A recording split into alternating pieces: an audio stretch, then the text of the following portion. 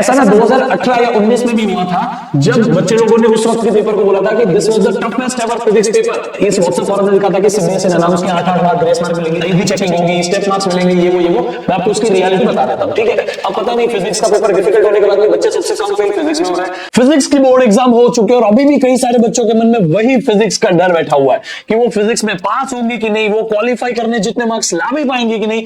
लेकिन आपने ऑलरेडी इसी के ऊपर बहुत सारी जगह पे यूट्यूब पे आलतू फालतू वीडियो देखे होंगे, किसी ने ये न्यूज़पेपर का आर्टिकल उठाया और बोल दिया कि ग्रेस मार्क्स मिलेंगे, स्टेप मार्क्स मिलेंगे, ये वो। मैं आपको बताता हूं क्या होता है, ठीक है।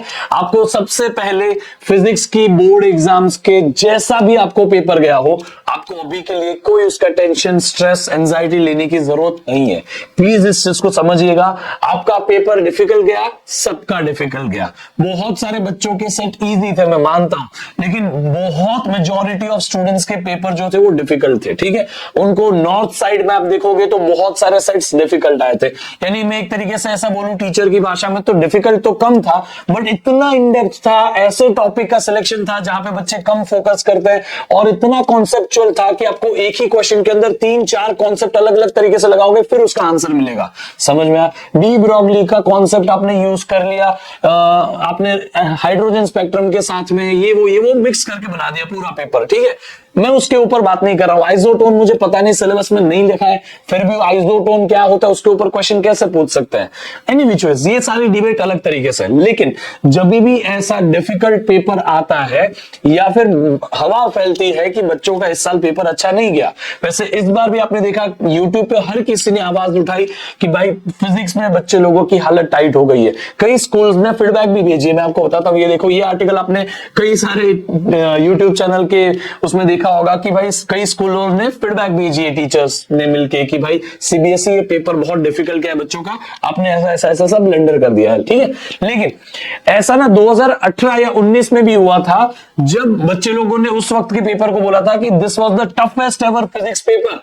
और उस वक्त में तो ऐसे कई सारे व्हाट्सएप पे फॉरवर्ड भी चल रहे थे। अगर आपको ऐसा फॉरवर्ड मिले इस बार तो प्लीज इसमें मत आइएगा। इसमें इस व्हाट्सएप फॉरवर्ड में लिखा था कि सीबीएसई ने अनाउंस किया 8 मार्क ग्रेस मार्क मिलेंगे, इजी चेकिंग होगी, स्टेप मार्क्स मिलेंगे, ये वो। मैं आपको उसकी रियलिटी बता देता हूं, ठीक है। आप इन सब में मत पढ़िएगा, पहले बता रहा हूं। तो आप समझिए, हर क्वेश्चन में अगर आपने उस क्वेश्चन के रिलेवेंट इंफॉर्मेशन लिखी हुई है तो उसके स्टेप के मार्क्स मिलेंगे आपको। 3 मार्क्स में अगर आपने 4-5 स्टेप लिखे लेकिन फाइनल चीज पे कंक्लूजन नहीं ला पाए, उसके कुछ 1-1.5-2 मार्क्स आपको मिलेंगे, ठीक है। बहुत ज्यादा नहीं, बट आप मान के चलिए कि आप उसमें 1 मार्क्स तो आराम से ले लेंगे हर क्वेश्चन में जिसमें आपने थोड़ी बहुत इंफॉर्मेशन लिखी है, ठीक है। इसके साथ में ग्रेस मार्क्स के ऊपर सीबीएसई ने अभी तक कुछ बोला नहीं है। अगर कोई भी टीचर ऐसा वीडियो बनाता है, जब तक सीबीएसई अनाउंस नहीं करता है, इस पे भरोसा मत करिएगा। ग्रेस मार्क्स मुझे नहीं लगता बोर्ड एग्जाम में देता है, ठीक है। ये इजी चेकिंग वाला जो पार्ट है, देखिए ये होता है, लिटरली होता है, इजी चेकिंग होती है। हम कई साल से 1-2 साल पहले भी ऐसी बात चल रही थी कि पेपर बहुत डिफिकल्ट गया, लास्ट ईयर का भी ऐसा बात चला था। लेकिन फिजिक्स में जो बच्चे फेल होने के रेशियो होते हैं ना, वो बहुत कम हो जाता है। अब पता नहीं फिजिक्स का पेपर डिफिकल्ट होने के बाद भी बच्चे सबसे कम फेल फिजिक्स में हो रहे हैं। तो ये चीज से आपको समझेगा कि इजी चेकिंग होगी और आप सभी को कहीं ना कहीं थोड़ा बहुत पास करने की तरफ पुश दिया जाएगा। सीबीएसई को जरूरी नहीं है कि वो आप सबको फेल करके दिखाए। ये हो ऐसा गया था कि बेटा आपने देखा नीट 2024 के बाद गवर्नमेंट के ऊपर कितना एक तरीके से फायर हुआ था ना, बैक फायर हुआ था उनके नीट 2024 की केस में। तो अल्टीमेटली सीबीएसई ने ऐसे डिसाइड किया होगा कि हमने बहुत तरीके से रट्टा मारने वाले क्वेश्चन पूछे, ये पूछे वो पूछे। अब आप लिटरली हमारे लेवल को थोड़ा अपग्रेड करते हैं और हम बच्चे के कॉन्सेप्ट की डेप्थ को समझने की कोशिश करते हैं। अब ये कॉन्सेप्चुअल डेप्थ को समझने के लिए उन्होंने इस बार पूरा एक एक्सपेरिमेंट कर लिया, और ऐसा उन्होंने सैंपल पेपर भी थोड़ा दे दिया होता ना कि जिसमें बहुत कॉन्सेप्चुअल डेप्थ हो, 4-5 कॉन्सेप्ट मिक्स किए हो, डेरिवेशंस कम हो, तो हम थोड़ा सा सचेत हो जाते। लेकिन ऐसा उन्होंने किया नहीं, अचानक से सिर्फ बोर्ड एग्जाम में दे दिया। सैंपल पेपर से कुछ पता ही नहीं चला कि ऐसा हो सकता है। तो इसी रीजन की वजह से हम थोड़े सरप्राइज थे। लेकिन आप लोगों ने जो भी मेहनत की, जो भी किया बेटा, आपने अपना 100% दिया ना, फिर उसके बाद रिजल्ट क्या है ना, उसके ऊपर फिक्र मत करो। अभी सिर्फ अगली एग्जाम का पढ़ो, क्योंकि फिजिक्स तो आपका सिर्फ एक पेपर था और भी कई सारी एग्जाम देनी है, ठीक है। तो प्लीज अगली एग्जाम के लिए प्रिपेयर करिएगा। एंड फॉर दोस्त जो बोलते हैं कि कई सारे टीचर्स के कमेंट्स में आपने जाके, कई सारे बच्चों ने जाके किया लिटरली, और कई टीचर्स ने ऐसा फायदा भी उठाया, मैं ना नहीं बोल रहा हूं। कई सारे टीचर ने पेपर लीक, हम पेपर लीक करेंगे, ये करें, अरे ऐसा कोई कर नहीं सकता। अगर आप टीचर है तो आप नहीं करोगे, आप स्कैमर हो तो जरूर करोगे, ठीक है। लेकिन मैं आपको दिखाता हूं अभी के लिए एक दो नहीं, बहुत सारे क्वेश्चन जो मेरे पढ़ा हुए में से आए थे। ये सेट देख लो 5513, बहुत सारे सेट के बता रहा हूं, ध्यान से देखते जाओ, फट फट फट फट, सिर्फ ये क्विक में एकदम कितने सारे क्वेश्चन जो आए हैं वो जो मैंने पढ़ाया उसमें से आए थे। देखो एग्जैक्ट सिमिलर क्वेश्चंस भी लाए हैं। ये देखो मैंने इस वीडियो पे इस टाइम पे बोला था कि पिछली साल ऐसा वाला पूछा गया था, इस साल कॉन्वेक्स लेंस वाला पूछेंगे, और वो पूछा एग्जैक्ट सेम। मैंने इसीलिए सिर्फ ये केस इस बार बताया क्योंकि ये थोड़ा पुराना हो गया था, 2-3 बार था सैंपल पेपर में और बोर्ड एग्जाम में।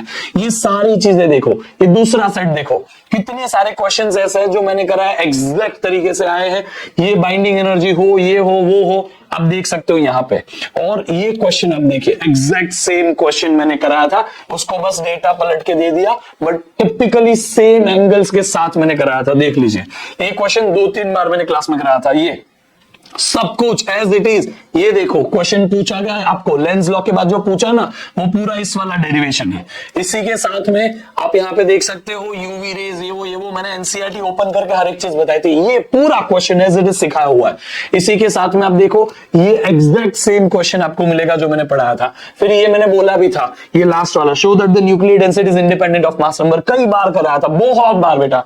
सो आप लोगों को इस तरीके से बहुत हेल्प मिली होगी, आई होप सो। ये नेक्स्ट तीसरा साइड में आपको दिखा रहा हूं, ठीक है। ये Venn diagram, N type, P type, सब as it is exactly similar way में। ये क्वेश्चन देखो एग्जैक्ट क्वेश्चन यहाँ पे, exact same data, exact same question यहाँ पे पूछा है। देखो मैंने कराया था ये सब। ये देखो ये डेरिवेशन तो आपको ऑब्वियसली हर कोई कराता है, बट ये हर एक चीज जो मैंने कराई थी उसमें से बहुत सारी चीजें आई है, और आई होप कि आप ये देख पा रहे होंगे, आपको एग्जैक्ट स्क्रीनशॉट मिल रहा है, ठीक है। डेरिवेशंस, ये एग्जैक्ट क्वेश्चन को कराया था मैंने।